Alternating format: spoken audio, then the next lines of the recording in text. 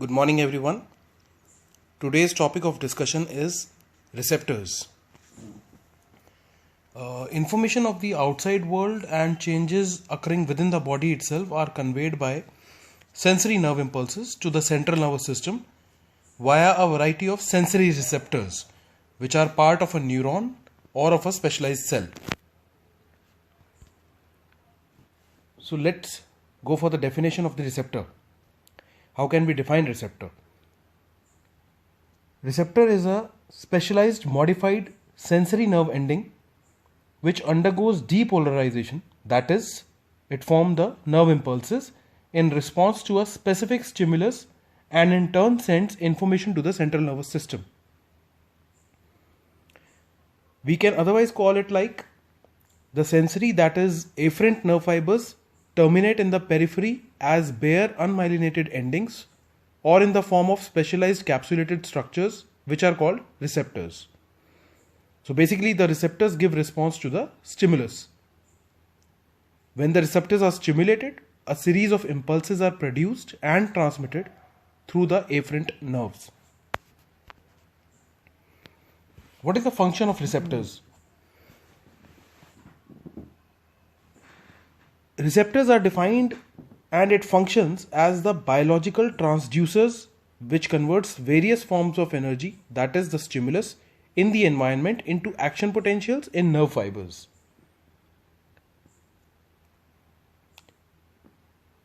The different forms of energy converted by receptors include mechanical, for example touch, pressure; thermal, that means the degrees of warmth; electromagnetic, which refers to light; chemical, for example smell, taste, oxygen and carbon dioxide content of blood. The receptor along with the surrounding non-neuronal cells is called a sense organ. Now comes to the classification of receptors. Generally, the receptors are classified into two types: exteroceptors and interoceptors. Exteroceptors, which give response to stimuli arising from outside the body, and interoceptors, which give response to stimuli arising from within the body. So let's talk about all these receptors one by one. Firstly, the exteroceptors. Exteroceptors are divided into three groups: cutaneous receptors, chemoreceptors, and telereceptors. Cutaneous receptors. The receptors situated in the skin are called cutaneous receptors, which respond to touch, pressure, pain, and temperature. These are also called mechanoreceptors because of their response to mechanical stimuli like touch, pressure, and pain, as we just now discussed.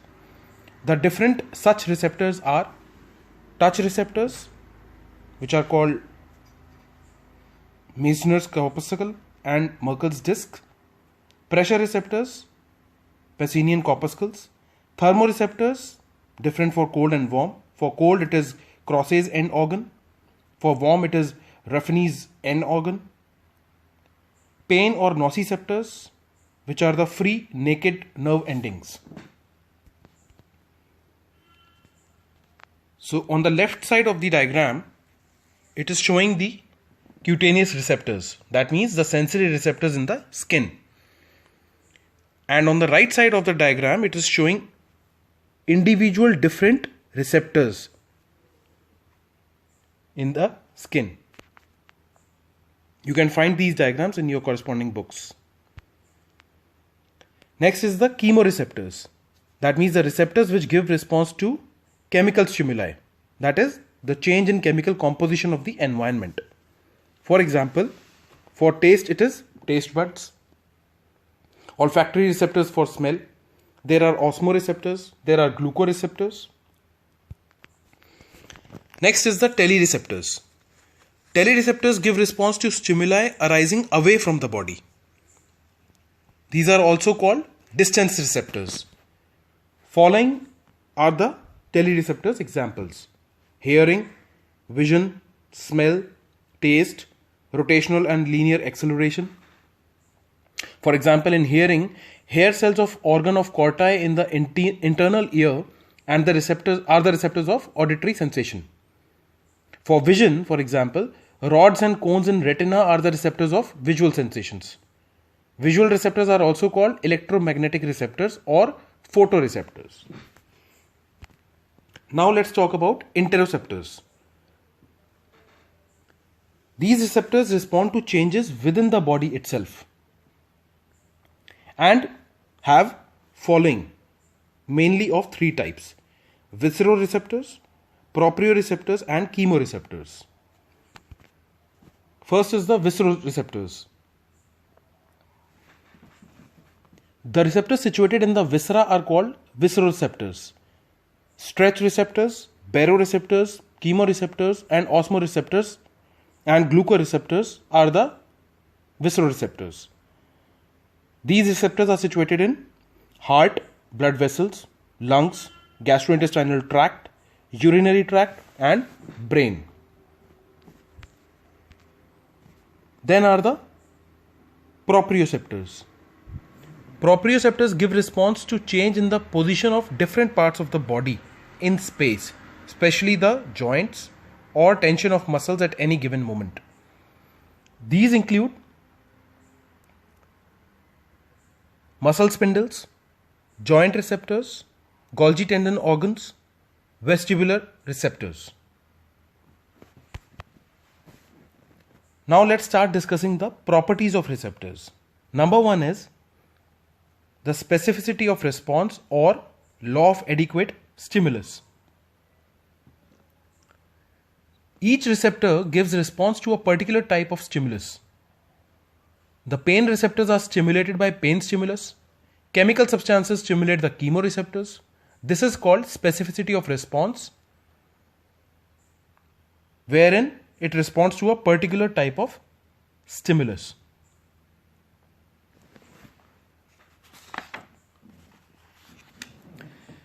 The receptors respond maximally only when an appropriate specific stimulus is applied.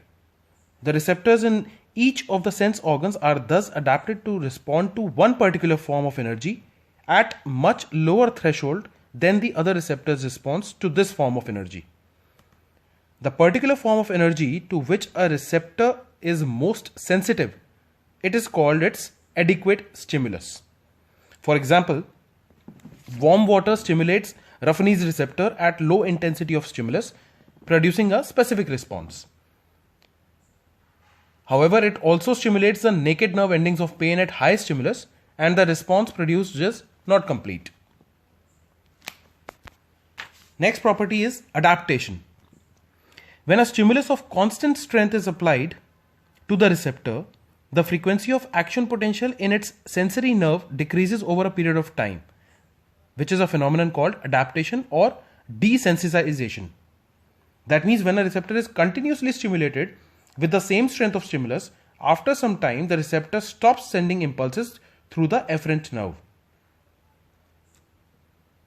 Now the degree to which adaptation occurs, that varies with the type of receptors. So these receptors are of two types, tonic and phasic receptors.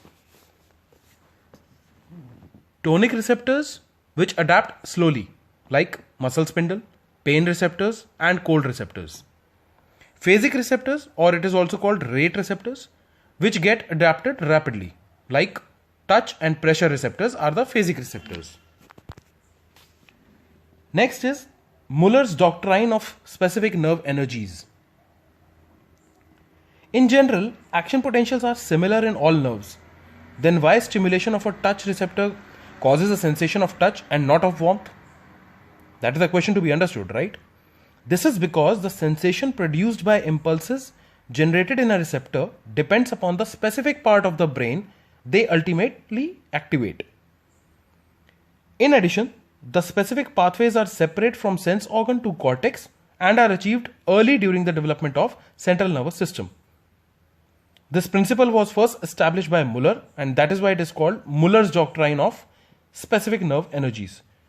Therefore, when the nerve pathways from a particular sense organ are stimulated, the sensation produced is that for which the receptor is specialized, no matter how or where along the pathway the activity is originated. Next is law of projection. It states that no matter where a particular sensory pathway is stimulated along its course to the cortex, the conscious sensation produced is referred to the location of the receptor. This principle is called the law of projection. For example, a limb that has been lost by accident or maybe amputation, the patient usually experiences intolerable pain, correct? And proprioceptive sensations in the limb that is no longer there. This is called phantom limb. Phantom means non-existing or absent limb. These sensations are due to the irritation of the damaged nociceptive and proprioceptive efferents at the stump of the removed limb. This generates impulses in nerve fibers that previously came from the receptors in the removed limb, and the sensations produced are projected to where the receptors used to be located. Next is law of intensity discrimination. So how the brain interprets different intensities of sensations. That is how it is possible to tell whether the touch is light or heavy, pain is mild, moderate or severe. How? How do you tell that? So there are two ways in which information about the intensity of stimuli is transmitted to the brain. Number one, by variation in the frequency of the action potentials generated by the activity in a given receptor. This is called Weber-Fechner law, which states that the change in response to a receptor, the change in response of a receptor is directly proportional to the logarithmic increase in the intensity of stimulus. Number two, by variation in the number of receptors activated. How? Again a question, how? So as the strength of a stimulus is increased, it spreads over a large area, activating more and more receptors in the neighborhood, called recruitment of sensory units. In addition, with weak stimuli, only receptors with low threshold fire, whereas with stronger stimuli, receptors with higher threshold also fire. That is why more efferent pathways get activated, which is interpreted in the brain as an increase in intensity of the sensation. Now these were the properties of receptors. Now there is another important part to be discussed, which is the electrical events in the receptors. Or maybe you can call it like electrical property of the receptor, which is talking about the receptor potential. It's a very important question related to receptor potential, right? So when a receptor is stimulated, a non-propagated depolarization occurs. This is called receptor potential or generator potential. Receptor potential is not action potential. It is similar to excitatory postsynaptic potential. Remember EPSP we talked in the last presentation? So receptor potential is similar to EPSP in synapse, end plate potential in neuromuscular junction, and electrotonic potential in the nerve fiber. And this receptor potential has got some important properties, has got some significance. So let's talk about the significance of it. When the receptor potential, that is the depolarization in the receptor, is sufficiently strong, means when the magnitude is about 10 millivolt, that time it causes the development of action potential in the sensory nerve. This is the importance of receptor potential. Now what mechanism is there behind the development of receptor potential and generation of action potential in the nerve fiber? What is the mechanism that is working behind this? So this can be studied, the electrical events in the receptors can be studied by selecting Pacinian corpuscles. Why? Because they are relatively large in size. Yeah. They are easily available in the mesentery of experimental animals. Correct? And because of that they can be isolated, subjected to micro dissection and then studied with microelectrodes. Fine. Now this diagram gives you a brief idea of how a Pacinian corpuscle looks like. Correct? Now in the Pacinian corpuscle, the tip of the nerve fiber is unmyelinated. And this unmyelinated nerve tip extends through the core of the corpuscle. The concentric layers of the corpuscle surround this nerve tip. When pressure stimulus is applied, the Pacinian corpuscle is compressed This compression causes elongation or change in shape, and ultimately the change in shape of the corpuscle causes the deformation of central core fiber. This deformation of the nerve fiber further causes the opening of sodium channels. Correct? This deformation causes the opening of sodium channels. So what happens is the positively charged sodium ions now enter the interior of nerve fiber, and that is why depolarization, that is the receptor potential, occurs. This receptor potential spreads along with unmyelinated part of the nerve fiber within the corpuscle as a local circuit of current flow. And when this current reaches the first node of Ranvier within the corpuscle, it causes development of action potential in the nerve fiber. This is how it works. This is the mechanism behind the development of receptor potential and generation of action potential in the nerve fiber. So whatever we have discussed, it's a very short diagram to show that. Right, so this was all about the receptors. Thank you so much. Have a good day.